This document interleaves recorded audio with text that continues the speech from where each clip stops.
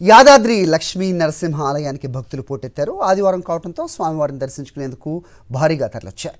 దీంతో ఆలయంలో queue lines భక్తులతో కిక్కిరిసిపోయాయి. ఆలయంలో స్వామి దర్శనానికి 4-5 గంటల సమయం పడుతుండటంతో భక్తులు క్యూ లైన్లలో తీవ్ర ఇబ్బందులు ఎదుర్కొంటున్నారు.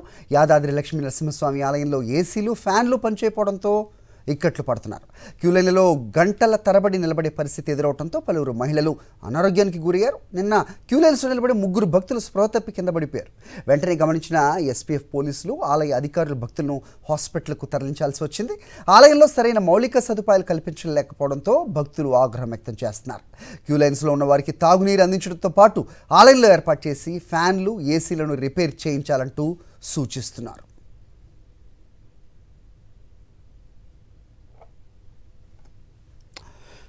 దీనిపై మరిన్ని అప్డేట్స్ మా కరెస్పాండెంట్ అశోక్ ఇస్తారు. అశోక్, ఏంటి ప్రతిష్టాత్మకంగా నిర్మించారు, సో చూడటానికి ఎంతో వైభవంగా కనిపించే యాదాద్రిలో కనీస వసతులు లేవు అనేది ప్రస్తుతం తెలుస్తోంది.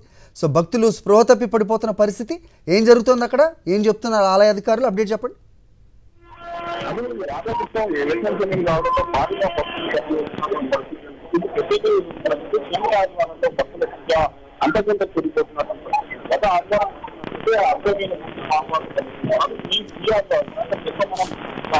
అశోక్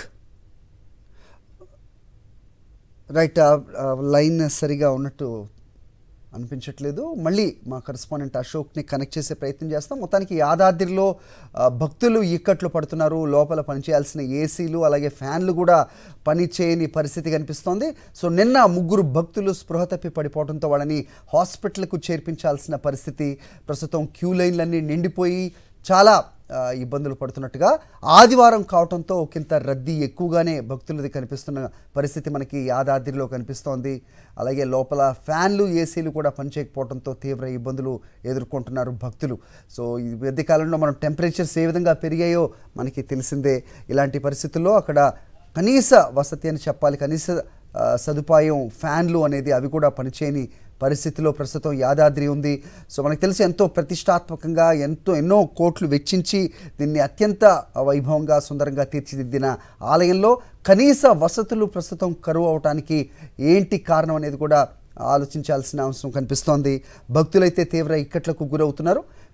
ఆదివారం కావడంతో క్యూ లైన్లో పెద్ద సంఖ్యలో భక్తులు తరలి రావడంతో అక్కడ వాళ్లకు సరైన సదుపాయాలు లేక తీవ్ర ఇబ్బందులు ఎదుర్కొంటున్న పరిస్థితి చూస్తూ ఉన్నాం. అలాగే అక్కడున్న ఎస్పీఎఫ్ కానీ ఆలయ అధికారులు భక్తులు ఏదైనా ఇబ్బంది అయితే వాళ్ళని హాస్పిటల్కి చేర్పించడం అయితే తెలుస్తోంది. కానీ ఈ పరిస్థితి తలెత్తకుండా ముందు జాగ్రత్తలు తీసుకోవడంలో మాత్రం ఖచ్చితంగా విఫలమయ్యారు అనే విమర్శలు అయితే వినిపిస్తున్న పరిస్థితి.